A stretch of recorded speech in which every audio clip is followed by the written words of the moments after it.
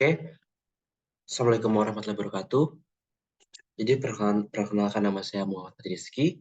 Saya dengan NIM 2151 5070 7111 016. Di sini saya akan menjelaskan terkait penjelasan lebih lanjut tentang Hadoop, Yarn, dan MapReduce sebagai tugas dalam pengantar Big Data kelas A. Oke, selanjutnya jadi ini merupakan table of content ataupun topik bahasan yang akan dibahas dalam presentasi kali ini, yaitu introduction, Hadoop overview, Yarn overview, MapReduce overview, dan implementation plus conclusion dari presentasi ataupun penjelasan yang akan saya sampaikan. Jadi di sini sebagai kalimat pembuka dari presentasi saya ini, yaitu berdasarkan dari dark cutting, yaitu pengagas Hadoop sendiri. Jadi Hadoop ini memungkinkan kita untuk mengelola dan menganalisis data besar dengan cara yang sebelumnya tidak terpikirkan. Ini adalah revolusi dalam pemrosesan data. Jadi menurut pernyataan dark cutting ini, dia tuh menyoroti bahwa Hadoop memungkinkan pengelolaan dan analisis data besar dengan cara yang sebelumnya tidak terpikirkan. Dia menggambarkan revolusi dalam pemrosesan data, mengizinkan organisasi untuk mengatasi volume data yang besar dan menjalankan analisis kompleks secara efisien. Dengan memanfaatkan model pemrograman MapReduce, Hadoop merubah cara kita mendekati data yang besar, membuka peluang baru untuk mendapatkan wawasan bernilai dari informasi yang luas. Oke, untuk kita masuk ke dalam topik introduction. Jadi sebenarnya uh, apa yang menjadi landasan penting atau landasan utama terkait pentingnya Hadoop, Yarn, dan MapReduce. Oke, jadi dalam era revolusi data ini, di mana organisasi dihadapkan pada tsunami data yang tumbuh pesat, penting untuk memiliki alat dan infrastruktur yang mampu mengelola dan menganalisis baik big data. Hadoop di sini hadir sebagai sebuah kerangka kerja open source yang sangat relevan. Hadoop memungkinkan penyimpanan dan pemrosesan data yang sangat besar di sejumlah node untuk memastikan toleransi kesalahan dan meningkatkan keseluruhan kinerja. Melalui MapReduce yang akan digunakan di sini, dia bersifat sebagai suatu model pemrograman, serta Yarn ataupun Yet Another Resource Negotiator sebagai pengelola manajemen sumber daya. Presentasi ini akan membahas bagaimana Hadoop berperan dalam memfasilitasi analisis big data yang efisien dan terdistribusi. Selanjutnya terdapat Hadoop. Jadi pada Hadoop overview ini, seperti pada gambar, Hadoop overview ini akan memiliki karakteristik yaitu scalability, flexibility, speed, fault tolerance, high throughput, minimum network traffic, dan cost yang baik dan efisien. Hadoop menyediakan advantage ataupun privilege dari karakteristik tersebut. Hadoop sendiri adalah sebuah framework open source yang menyediakan sistem penyimpanan dan pemrosesan data yang sangat besar di lingkungan terdistribusi. Hadoop ini memiliki kelebihan utama yang selain terdapat pada gambar, yaitu adalah memproses data secara paralel, skalabilitas yang tinggi, dan dukungan terhadap berbagai format data. Hadoop ini pun cocok untuk digunakan ketika organisasi menghadapi ukuran data yang besar, kemudian dari berbagai sumber, serta format yang berbeda, beserta kemampuannya untuk berintegrasi dengan berbagai tools analisis data lainnya. Hadoop Components plus Architect. Jadi komponen dari Hadoop ini terdapat HDFS, yaitu untuk penyimpanan, Yarn untuk manajemen sumber daya, MapReduce untuk pemrosesan, Hive untuk SQL pada Hadoop, scripting SQL, Pix sebagai scripting, Spark sebagai in-memory processing, dan terakhir adalah Flume ataupun Scope sebagai pemindah data. Dan arsitektur dari Hadoop ini sendiri terdiri dari Hadoop cluster yang meliputi single node ataupun multiple nodes, HDFS sendiri sama seperti komponen, yaitu Hadoop Distributed File System, Hadoop Blocks, MapReduce, Yarn, atau Yet Another Resource Negotiator seperti yang terdapat pada komponen di atas.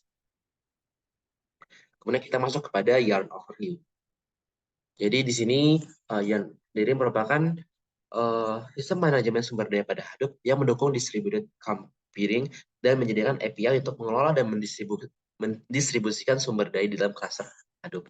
Jadi di sini seperti pada gambar, yang sendiri memiliki tahap yaitu dari klien akan mengarah ke flow resource manager yang terdiri dari scheduler dan app manager, dan melanjutkan flow-nya lagi pada node manager yang terdiri dari container dan app master yang akan saya sendiri jelaskan pada next slide. Oke. Nah, next dulu. Oke. Jadi di sini merupakan cara kerja dari YAR pada hidup. Oke.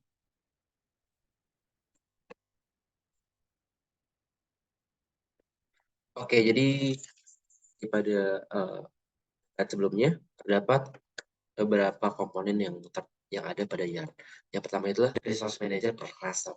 Resource Manager per cluster ini akan memiliki otoritas pembagian sumber daya dan memiliki komponen scheduler dan applications manager. Kemudian yaitu ada Node Manager yang menjalankan dan mengawasi aplikasi di setiap node atau cluster, dilanjutkan dengan kontainer yang merupakan unit kerja yang mengisikan paket memori dari CPU untuk menjalankan aplikasi, serta aplikasi manager untuk mengelola sumber daya dan tugasnya. Jadi konsep utama dalam YAR ini melibatkan proses request, working, dan alokasi sumber daya secara dinamis untuk aplikasi yang berjalan di atasnya. Oke, selanjutnya akan lanjut pada penjelasan map readiness overview. Di mana map readiness overview ini merupakan suatu framework pemrograman yang memungkinkan pemrosesan data secara paralel dalam lingkungan distribusi. Proses map readiness melibatkan langkah-langkah yaitu map, shuffle and sort, dan readiness.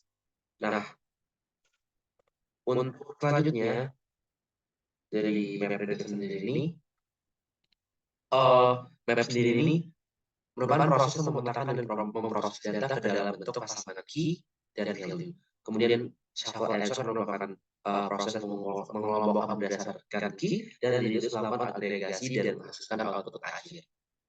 Map reduce ini memiliki beberapa kelebihan ataupun advantage ataupun privilege, yaitu sederhana, fleksibel, dan skalabilitasnya baik, sehingga membuatnya sangat cocok untuk pemrosesan big data ini. Oke.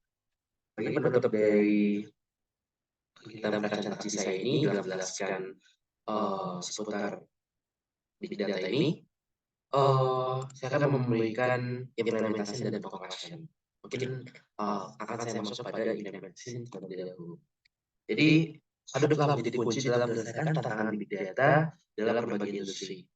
Mulai dari sektor keuangan hingga perusahaan retail, organisasi banyak yang menggunakan Hadoop untuk melakukan identifikasi tren pasar, mengoptimalkan operasional, dan memperoleh wawasan berharga untuk pengambilan keputusan bisnis dan pemecahan permasalahan bisnis lainnya.